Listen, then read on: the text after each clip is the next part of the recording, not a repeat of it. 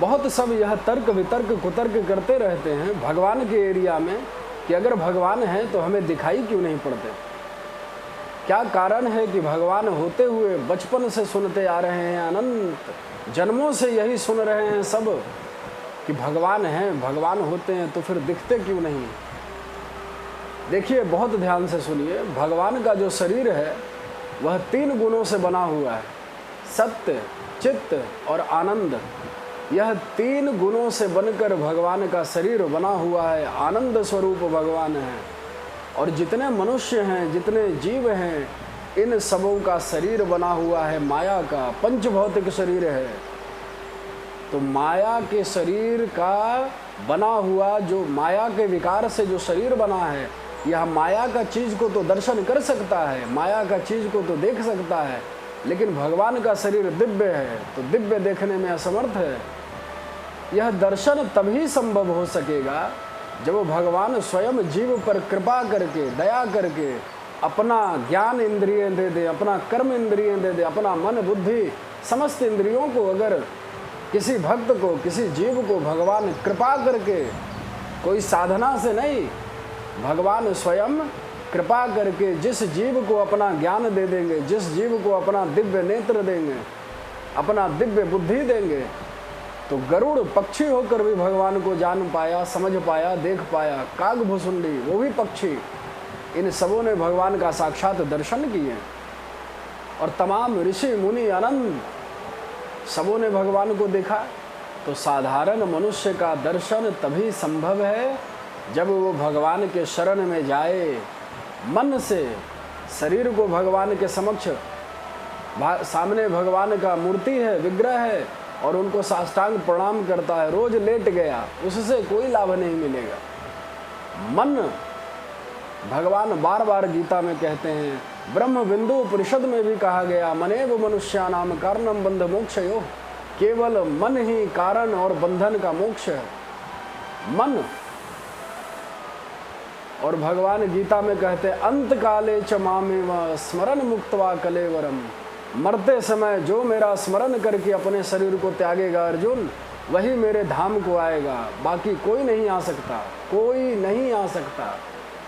अंत काल में अपना मन को भगवान में जो लगाकर स्मरण करके अपने शरीर को जो त्यागता है, अपने प्राण को जो त्यागता है, केवल वही भगवान के शरण में जा सकता है, केवल वही भगवान के धाम जाएगा। और गीता में ही भगवान अन्य जगह पे भी मन के विषय में कह रहे हैं कि संसार में रहते हुए, भगवान ने उसी गीता में कछुआ का उदाहरण दिया है। कछुआ चारों ओर से अपने अंग समेट के बैठे जैसे, इस संसार में रहते हुए किसी में मन न लगाना, किसी में मन का द्वेष न करना, ना किसी से दुश्मनी ना ही दोस्ती, जो इस प्रकार रहता है वो परम लोक को ही जाता है। भगवान के दिव्य गुणों से युक्त होकर भगवान के वैकुंठ में, अन्य दिव्य गुणों से युक्त होकर गोलोक धाम में, वृंदावन में स्वतः भगवान के पार्षद बनकर, भक्त बनकर सदा सदा निरंतर को विहार करता है। लेकिन यह मार्ग बड़ा कठिन है। भक्ति करना हमारे इंडिया में, भारत में 98% लोगों को पता ही नहीं है कि भक्ति कहते किसको है, करें कैसे। भक्ति का मतलब ऐसा नहीं है कि रोज स्नान किए और केवल भगवान को प्रणाम कर लिए, उनके सामने होम दीप किए, इससे कोई लाभ नहीं मिलने वाला। भक्ति उसे कहते हैं कि तुम्हारा मन कहाँ है, केवल एक पॉइंट। तुम कहीं बैठे हो, संसार में हो, कहीं भी हो, किसी भी परिस्थिति में हो, लेकिन तुम्हारा मन कहाँ है और मन किसमें है। अगर संसारी लोगों में माता पिता भाई बहन बंधु पति पुत्र, यहाँ कहीं भी किसी का मन का लगाव है, केवल नरक जाएगा। क्यों? मरने के बाद जिससे प्यार किया, जिसका फल मिलेगा, अगर तुमने अपने पुत्र से प्यार किया है और वो पुत्र मरने के बाद गधा बना, तो तुमको भी उसका साथ बनना पड़ेगा, तुम्हें भी उसके गधे की योनि में जाना पड़ेगा। ये भगवान का नियम है। तुमने अपने पिता से बहुत प्रेम किया, मरने के बाद वो कुत्ता की योनि में गया, तुम्हें भी कुत्ते की योनि में जाना पड़ेगा। इसीलिए अगर कोई जीव भगवान से प्रेम करता है तो मरने के बाद केवल भगवान के पास डायरेक्ट जाता है, उन्हीं के धाम में निवास करता है। 18 पुराण, 6 शास्त्र, अन्य उपनिषद, 4 वेद। अभी प्रेजेंट टाइम में 218 उपनिषद उपलब्ध हैं। उन सब शास्त्रों में केवल एक ही बात को विशेष किया गया कि मन का लगाव भगवान में हो, संसार में रहे। संसार जरूरी है, परम आवश्यक है। किसके लिए? शरीर के लिए संसार और आत्मा के लिए भगवान परमात्मा। संसार में खाना, कमाना, बच्चे पैदा करना, विवाह करना, ये जरूरत है, लेकिन इन सब को करते हुए इन सब में मन ना फंसाए। इसी को साधना कहते हैं, भक्ति कहते हैं। ऐसा साधक जो करता है वह स्वतः जिस समय उसका शरीर पूरा होता है, भगवान के पार्षद उसको लेने के लिए आते हैं।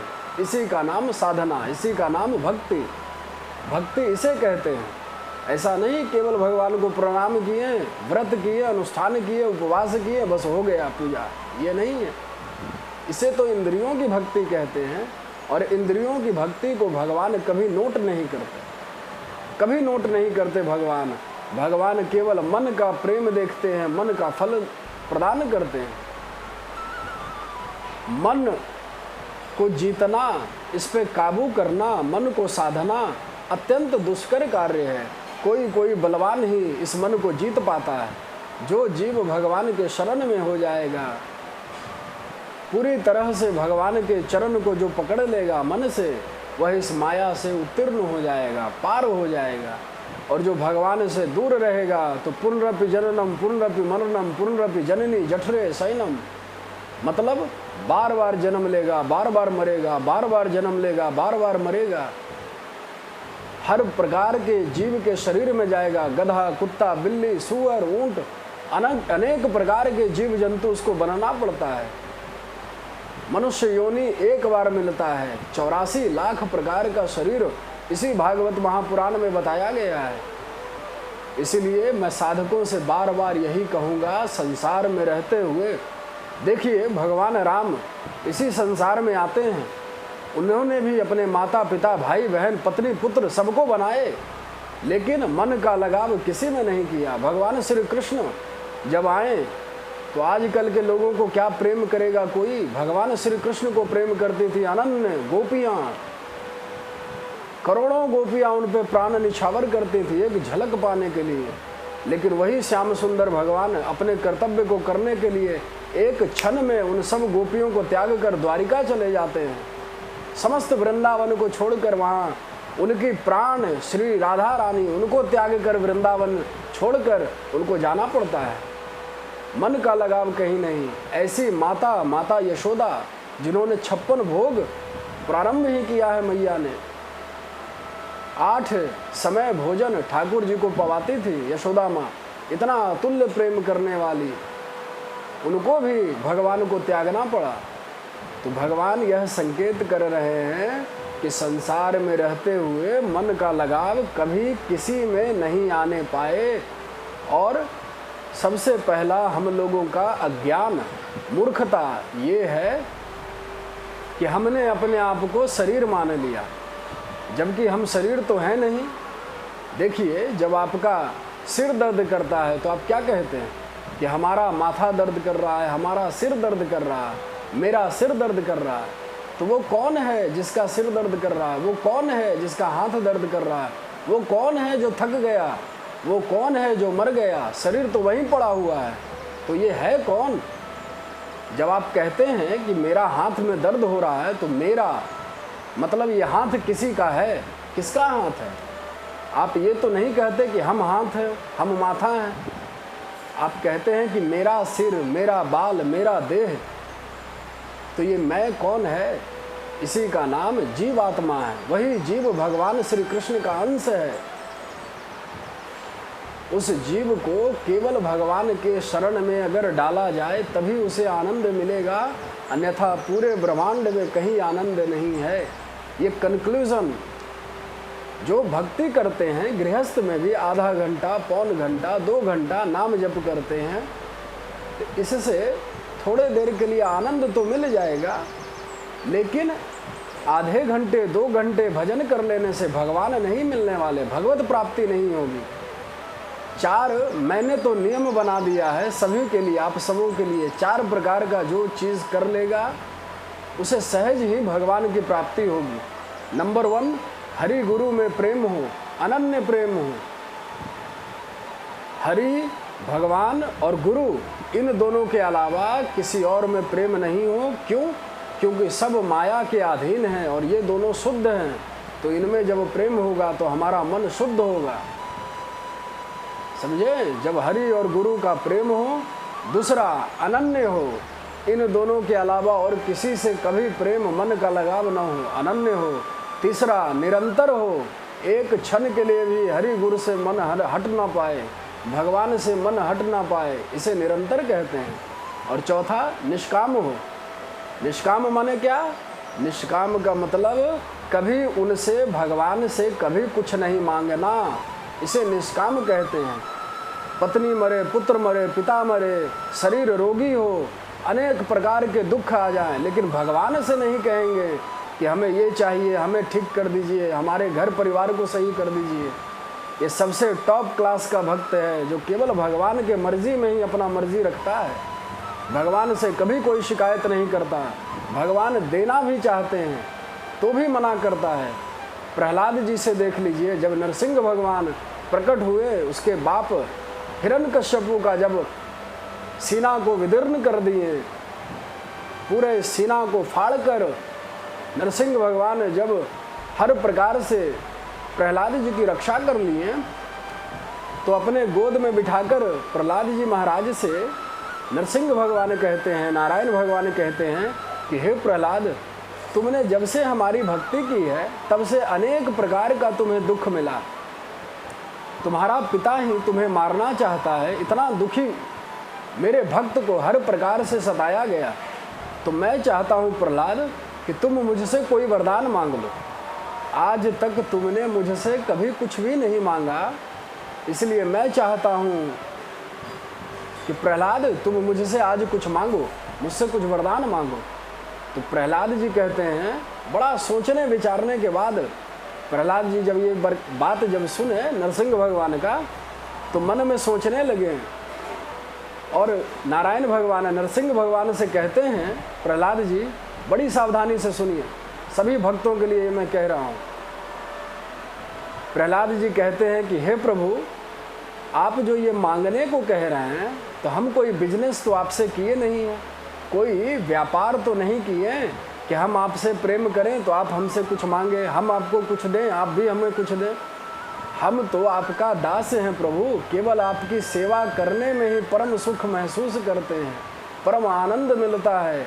हम आपसे कभी कुछ भी नहीं चाहते, केवल आपके श्री चरणों की सेवा ही चाहते हैं। लेकिन सभी देवी देवता वहाँ पे मौजूद हैं, ब्रह्मा, शंकर, विष्णु, इंद्र के सभी, स्वर्ग के सभी देवी देवता, लक्ष्मी, पार्वती, सरस्वती। तो सबके सामने नारायण भगवान, नरसिंह भगवान पुनः फिर से कहते हैं कि प्रहलाद, तुम इतना बोल रहे हो कि मैं केवल सेवा चाहता हूँ, लेकिन मैं तुम्हारा कौन हूँ? स्वामी हूँ ना। मैं तुम्हें आज्ञा देता हूँ कि तुम मुझसे कुछ न कुछ मांगो, मांगना पड़ेगा।